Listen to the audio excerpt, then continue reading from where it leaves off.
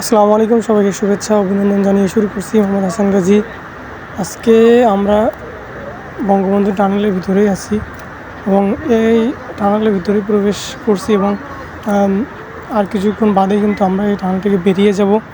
টানেলে কিন্তু প্রচুর প্রচুর গরম একটা অনুভব করা যায় এর ভিতরে। টানেলটা যেমন সুন্দর তেমনই কিন্তু এর কারুকার্যও কিন্তু অনেক সুন্দর।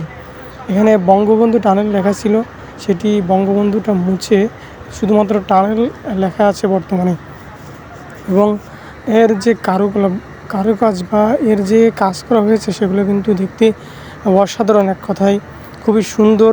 বিদেশে যেমন সুন্দর করে কনস্ট্রাকশন কাজ করা হয়, বাংলাদেশে কিন্তু ঠিক তেমনভাবেই কিন্তু এর সৌন্দর্য ফুটিয়ে তুলছে।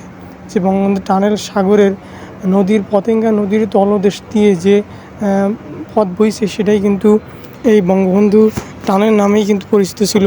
এখন বর্তমানে শুধুমাত্র টানেল নামেই দেওয়া হয়েছে। পরবর্তী কী নাম দেওয়া হবে এটা ভাববার বিষয়। তবে এর আশপাশ এবং এর রোডগুলো এত সুন্দর, যেটা আপনি না দেখলে বুঝতে পারবেন না যে এর কতটা কতটা কতটা সুন্দর।